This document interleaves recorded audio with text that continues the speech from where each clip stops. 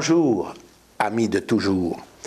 Aujourd'hui, nous allons vous parler de l'araignée en général. Et pour cela, nous allons commencer par le mythe grec d'Arachné, qui était une mortelle et qui était une très bonne fileuse, c'est-à-dire que c'était une femme qui était très connue pour faire de très belles tapisseries, en fait. Elle faisait des tapisseries extraordinaires, et ici on a justement cette expression de faire une tapisserie sur un vase grec. Vous voyez, sur un vase grec, on a représenté Arachné qui est en train de filer et qui est en train de faire cette œuvre d'art. Un jour, cette Arachné, elle a été confrontée par Athéna. Athéna, qui est elle une déesse, qui est fille de Zeus, bien sûr, et elle l'a provoquée, Athéna, parce qu'elle lui a dit, si tu dis que tu es la meilleure fileuse de Grèce, eh ben moi je veux me confronter avec toi. Bien sûr, elle ne lui a pas dit tout de suite qu'elle était Athéna, elle l'a fait ça un peu d'une manière un peu détournée.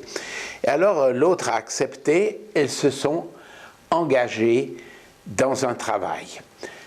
Athéna a représenté les dieux sur l'Olympe et Arachné a représenté Zeus sous toutes ses formes d'amant. Parce que lui, quand il est amant, par exemple, il se transforme en cygne, il se transforme en toutes sortes d'animaux, comme par exemple en taureau pour enlever Europe. Enfin, c'est un dieu de l'Olympe, mais quand il vient sur la terre, il met un autre costume que celui qu'il a dans l'Olympe. Alors, ça n'a pas plu du tout à Athéna, et Athéna a tué Arachné. Voilà le lieu du crime. Voyez, Athéna, ici, avec son casque, tue la brave Arachné avec une navette. Ici, Athéna, avec son casque, va tuer Arachné avec une navette. Elle la tue, et il y a d'autres représentations que je vais vous présenter. Voyez, ici la même chose. Voilà, ici elle est là, voyez, avec son bras. La pauvre Arachné est là, elle va la tuer. Ah, fini, terminé, plus d'Arachné. Ce qu'il faut considérer, c'est que en tuant Arachné, Athéna a eu un petit moment de faiblesse. Elle a dit, mais non, moi je vais la transformer. Et elle l'a transformée en araignée, et pour qu'elle soit vraiment bien, elle lui a donné cette possibilité de se tenir à son fil. Donc c'est elle qui a fabriqué ce magnifique animal. Ça a été fait par Athéna qui a tué Arachné et qui l'a transformé en araignée. Naturellement, l'araignée, il ne faut pas oublier que toute l'affaire continue. L'araignée qui a été créée par Athéna va donner d'autres mythes. Ici, nous avons un tableau de Velázquez qui montre toutes sortes de personnes engagées dans la fabrication d'une tapisserie, avec la fileuse, celle qui a le rouet, qui continue à tirer le fil. Voilà, ici elle fait une quenouille avec une réserve de fil, et puis les autres, eh bien, elle dresse la toile, elle dresse la tapisserie, elle tisse les différentes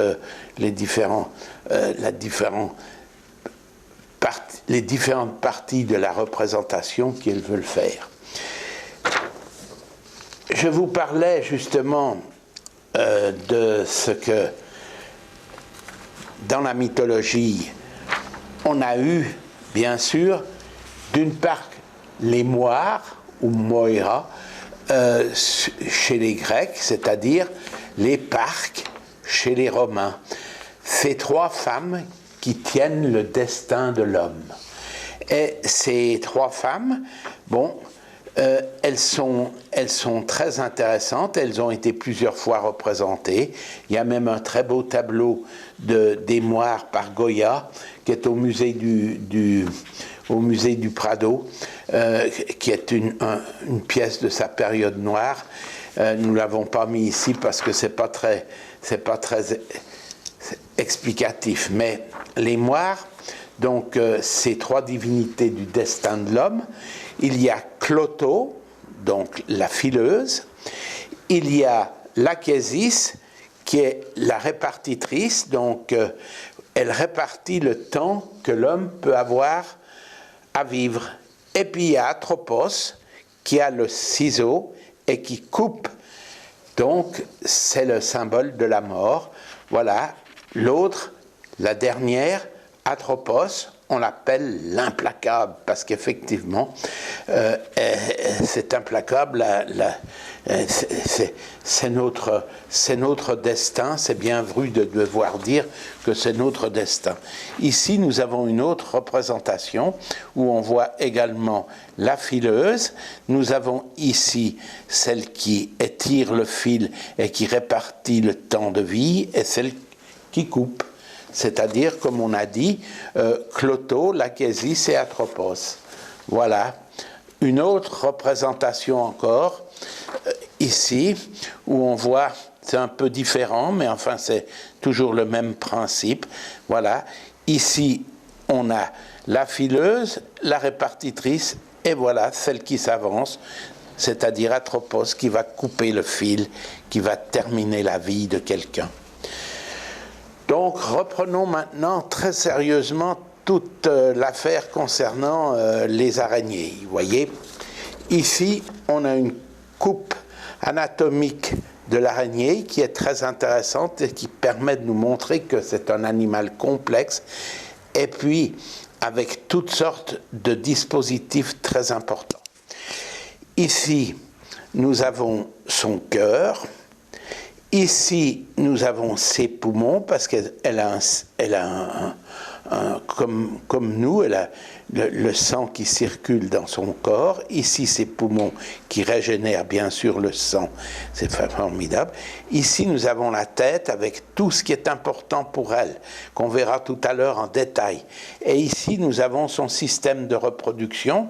Donc ici, c'est son système avec ses ovules, et ici nous avons toute la machine à filer, parce qu'elle peut filer 8 sortes de fils. Il y a le fil important sur lequel elle va marcher, qui est le plus important, et puis après il y a des plus petits fils, et puis il y a les fils gluants, et puis il y a les fils collants qui permettent d'attraper la proie, parce que c'est pas n'importe comment, c'est absolument extraordinaire. Et ici, pour la tête, je vous montre le détail. Ici, vous voyez, ici, l'araignée, elle a la bouche ici, à peu près, pour avaler sa proie, mais elle a ses dents à l'extérieur. Donc, elle a 8 pattes, voilà, qui permettent de bouger, qui permettent de se mouvoir sur sa toile. Ici, il y a tout le système de son abdomen avec la filière qui sort ici. Et ici, on a les griffes, n'est-ce pas? C'est quelque chose qu'ils appellent un mot qui vient du grec, les kélistères, qui sont les deux griffes qui sont là. Elles sont aussi porteuses de poison, de sorte qu'elle peut mordre. Mais c'est avec ça qu'elle prépare et qu'elle mâche ce qu'ensuite elle absorbe. Parce que c'est avec ses griffes, il y a même des araignées scorpions, c'est vous dire à quel point des fois ces dents qui sont devant sont extrêmement dangereuses et comme elles peuvent mordre. Vous voyez ici, ça c'est celle de l'araignée. Ici, vous avez celle du scorpion. Vous pouvez voir que ses dents font vraiment peur, mais il y en a aussi sur les petits insectes. C'est pour ça que des fois, on est piqué, on est mordu. C'est terrible. Voilà une araignée, vous voyez, qui travaille dans son champ. Elle a tout constitué. Les fils noirs, là, ce sont les fils sur lesquels elle peut marcher. Ces fils-là sont des fils différents puisqu'ils sont déjà gluants. Et au centre, nous avons les collants qui attrapent la proie.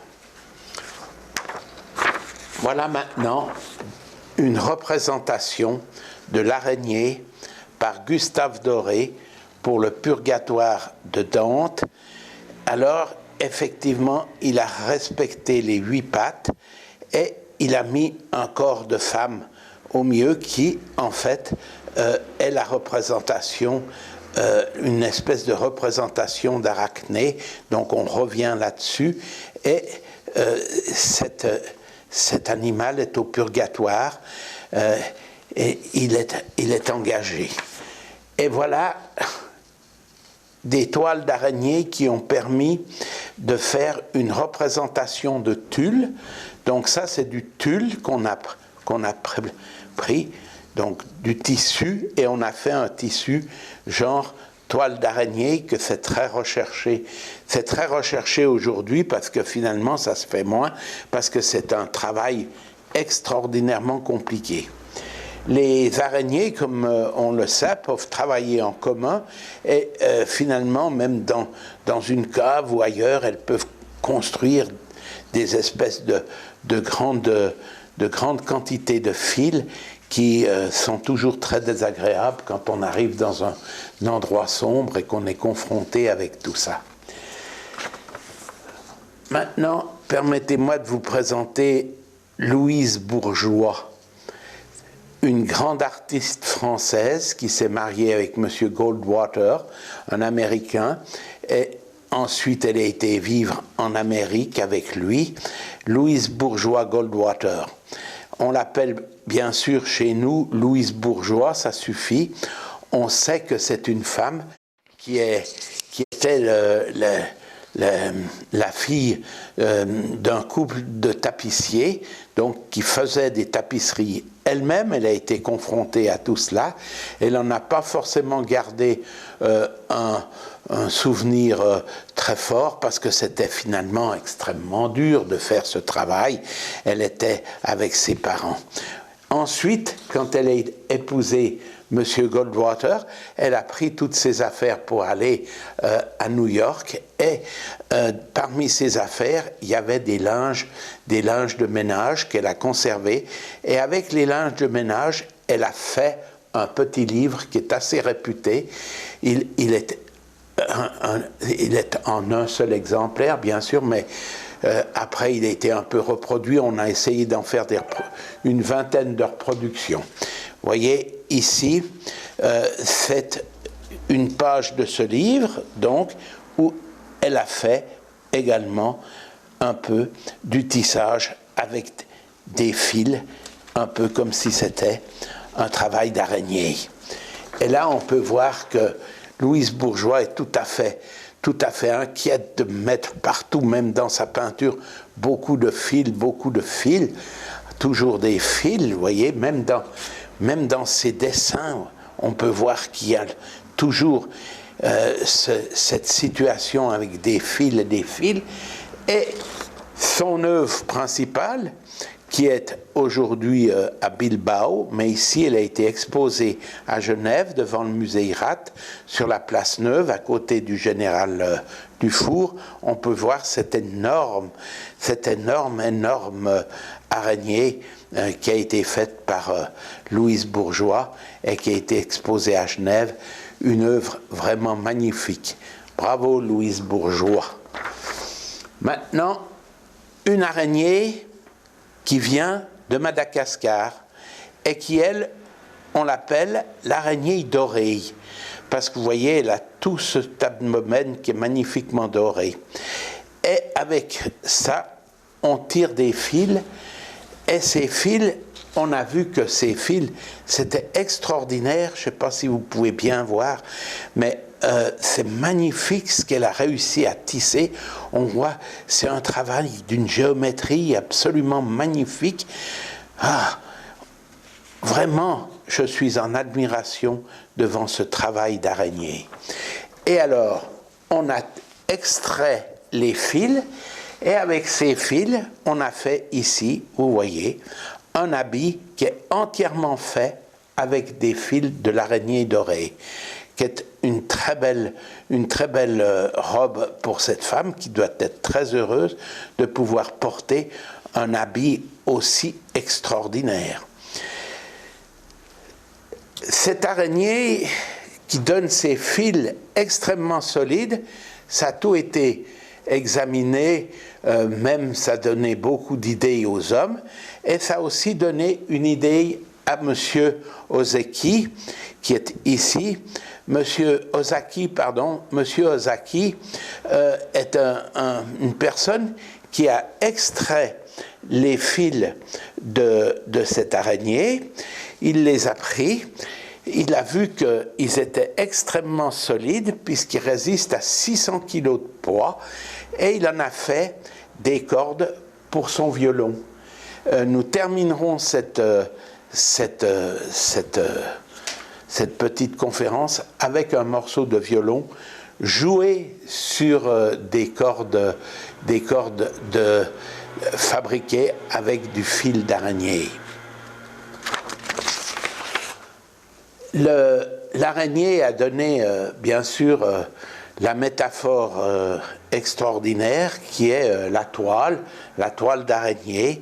Et au CERN, si vous visitez le CERN, vous verrez cette plaque qui indique que c'est ici qu'on a inventé le web et qu'on appelle effectivement la toile, et qui donne tout plein de mots qui sont à résonance métaphorique, comme le réseau, la filière, etc. Et cette revendication fait que ensuite, très rapidement, il y a eu des réseaux et des toiles d'araignées sur le monde entier. Vous voyez ici, le monde est tissé. On a tissé une toile sur le monde. Et voyez toutes ces villes, tout ce réseau qu'il y a entre les pays. Ici, un réseau encore plus complexe à l'extérieur, qui est peut-être lié avec les satellites, voilà, qui englobe la Terre. La Terre est prise, en fait, comme si elle était prise dans une toile d'araignée. Alors, voilà, c'est parti. Mais c'était, à la base, quelque chose qui devait permettre de partager des informations, puisque tout le socle cybernétique actuel, eh bien, c'est l'étude de l'information qui a donné le mot informatique aussi. Mais voyez, c'était essentiellement pour partager. D'ailleurs, il y a aussi ce signe est resté. Il permet, quand on a un article qui nous intéresse, de partager avec quelqu'un en utilisant ce signe et en appuyant avec notre ordinateur. On peut ensuite le transférer pour le partager avec quelqu'un avec qui on voudrait s'entretenir sur un sujet commun. Voilà ici la machine du CERN, où il y a effectivement toute la question de faire un réseau comme une toile tout autour d'un tube dans lequel on va introduire l'électron et le faire s'accélérer. C'est un accélérateur à électrons, mais vous pouvez voir qu'ici, ces fils de cuivre qui arrivent sur la machine elle-même, sur le cyclotron lui-même, voyez, tous ces fils ressemblent beaucoup à des fils d'araignée. Et voilà ce que ça donne quand l'électron est propulsé sur un mur de plomb et qu'on peut le photographier. Ici, vous avez une représentation du boson de Higgs. Voyez, patacra qui s'est écrasé contre le mur de plomb bourré d'électronique, et on a pu obtenir cette image qui, de nouveau, fait penser à une image de toile d'araignée. Donc, voilà une autre représentation du boson. Voyez. Maintenant, ce qu'il y a de formidable, c'est que nous-mêmes, on peut être nous-mêmes une petite araignée. Voyez, ici, je me suis mis au centre d'un réseau. Voilà, j'ai un réseau, j'ai ma toile ici, voyez, et tout cela, c'est un réseau. Je suis en contact avec tous ces jambes. C'est un exemple, hein, ça ne veut pas dire que je le fais, mais enfin, c'est possible de faire. Une personne peut être au centre comme une araignée et elle peut capter des informations ou donner des informations ou pire donner des ordres ou recevoir des informations importantes qui lui permettent de faire son travail.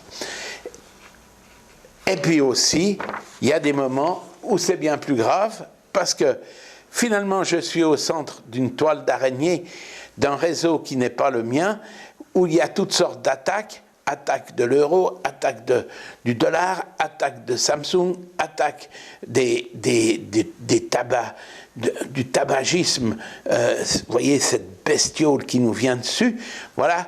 Alors, bon, on est là, on est tout triste, on a peur, on crie au secours. Parce que, effectivement, c'est un peu la contrepartie de tout ce bonheur qu'on peut avoir avec la nouvelle technologie, c'est qu'il y a aussi des moments où elle nous encercle et où elle peut et où nous devenons de nouveau la proie de choses qui finalement nous étouffent, etc. Mais on ne veut pas rester sur une note triste. On veut vous montrer ici un tableau qui a été peint par Giovanni Santi, le père de Raphaël à Urbino. Et vous voyez ce Christ avec une mouche. C'est tout à fait étonnant. On a déjà fait une vidéo sur la mouche et l'art. Et là, nous reprenons cela et nous avons nous-mêmes créé cette image à partir de ce tableau fameux où on a introduit à l'endroit où il y a le cœur du Christ, la mouche et l'araignée. C'est pour vous dire quelque chose qui est un peu spécial, c'est-à-dire que c'est comme un problème de kénose ou un problème de zimzoum. C'est-à-dire que ici, nous avons le Christ avec, bien sûr, il a l'épreuve de son épreuve, et on peut voir que la mouche va être mangée par l'araignée. Et pour nous, puisque finalement il y a tant de métaphores avec la toile, pour nous, comme dans le cadre de la kénose ou du zimzoum, eh bien, il y a cette idée qu'au moment où l'araignée va manger la mouche, eh bien, tout va retourner à sa place, car l'âme va pouvoir s'échapper et la mort va nous saisir sans doute, mais l'âme va pouvoir s'échapper et redevenir en somme ce qu'elle a toujours été, et ce qui est aussi la présence de Dieu partout, c'est-à-dire une minuscule chose, une contraction, même du vide qu'on a contracté, qui n'est quasiment plus rien, mais qui part dans le grand cosmos. Voilà, c'était pour vous dire qu'il ne faut pas craindre ni les araignées, ni les mouches, ni même les tableaux des maîtres de la Renaissance. Il faut prendre le plaisir de vivre et voir que tant que nous sommes vivants, profitons avant que la parc qui a le devoir de couper le fil nous fasse quitter ce monde magnifique. On termine avec un morceau qui s'appelle Abba et qui est un morceau de violon exécuté sur les cordes en toile, enfin en fil d'araignée. Voilà, c'était notre petite conférence du jour. Merci, amis.